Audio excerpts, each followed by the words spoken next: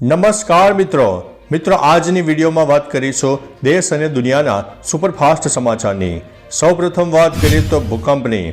તારીખ 23 ડિસેમ્બર 2023ના રોજ કચ્છના ધોલાવીરાથી 18 કિલોમીટર દૂર એસ્ટ સાઉથ એસ્ટમાં એક મધ્યમ સ્તરનો ભૂકંપનો આંચકો નોંધાઈ ગયો છે, જેની તીવ્રતા રિક્ટર સ્કેલ ઉપર 2.9ની માપવામાં આવી છે। अन्य महत्वना समाचारनी बात करिए तो द्वारका में महारासનું आयोजन कराયું હતું। देवभूमि द्वारका में महारासનું आयोजन કરવામાં આવ્યું હતું, જેમાં આહિર સમાજની 37,000 મહિલાઓએ ભાગ લઈને ભવ્ય રેકોર્ડ બનાવ્યો છે। મહિલાઓએ વંશ પરંપરાગત વસ્ત્રો પહેરીને મહારાસ રમ્યો હતો। આહિર સમાજની મહિલાઓએ આ રાસમાં ભગવાન શ્રી કૃષ્ણ આવશે તેવો દાવો પણ કર્યો હતો।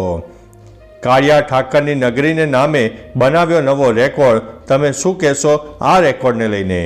અન્ય મહત્વના સમાચારની વાત કરીએ તો મહિલા પર મૌલવી ભડક્યા, હવે તું હિન્દુ બની ગઈ છે। ઉત્તર પ્રદેશમાં એક ચોંકાવનારી ઘટના સામે આવી છે।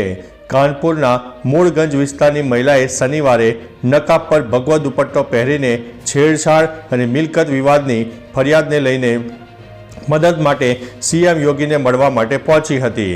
ત્યારે શહેરના કાજીએ મહિલાને કહ્યું કે તું ભગવા પહેરીને મુખ્યમંત્રી પાસે ગઈ હતી, એટલે હવે તું હિન્દુ બની ગઈ છે, અહીંથી જતી રહે। હાલ મહિલાએ જમિયત ઉલેમાને ફરિયાદ પણ કરી હતી। અન્ય મહત્વના સમાચારની વાત કરીએ તો આ વખતે ઉત્તરાખંડમાં શિયાળુ ચારધામ યાત્રા યોજાશે। 27 ડિસેમ્બરથી શરૂ કરાશે તેવું શંકરાચાર્યે જણાવ્યું છે। નવા વર્ષની શરૂઆત વરસાદ સાથે થશે। દિલ્હી સહિત ઉત્તર પશ્ચિમ ભારતમાં વરસાદની શક્યતા। દિલ્હીમાં કરાવલ નગરમાં એક વેરહાઉસમાં આગ લાગી હતી, જેમાં 12 ફાયર બ્રિગેડ પણ ઘટના સ્થળે પહોંચી ગઈ હતી। અન્ય મહત્વના સમાચારની વાત કરીએ તો તાઇવાન પર ચીન હુમલો કરશે। 8 લડાકુ વિમાન સરહદ પાર કરી રહ્યા છે। ફરી એકવાર ચીની ફાઇટર પ્લેન તાઇવાન સ્ટ્રેટની મધ્ય રેખાને પાર કરી છે। તાઇવાનના સંરક્ષણ મંત્રાલયે જણાવ્યું છે કે છેલ્લા 24 કલાકમાં 8 ચીની ફાઇટર પ્લેન તાઇવાન મધ્ય રેખાને પાર કરતા નજરે જોવા મળ્યા છે। તાઇવાને તેની દેખરેખ માટે સૈનિકો મોકલ્યા છે।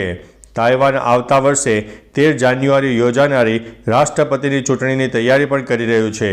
આવી સ્થિતિમાં સેનાને એલર્ટ પણ રાખી દેવામાં આવી છે। તો ચાલો મિત્રો, ફરીથી દેશ અને દુનિયાના સુપરફાસ્ટ સમાચાર લઈને મળતા રહીશો। ત્યાં સુધી અમને રજા આપશો। નમસ્તે।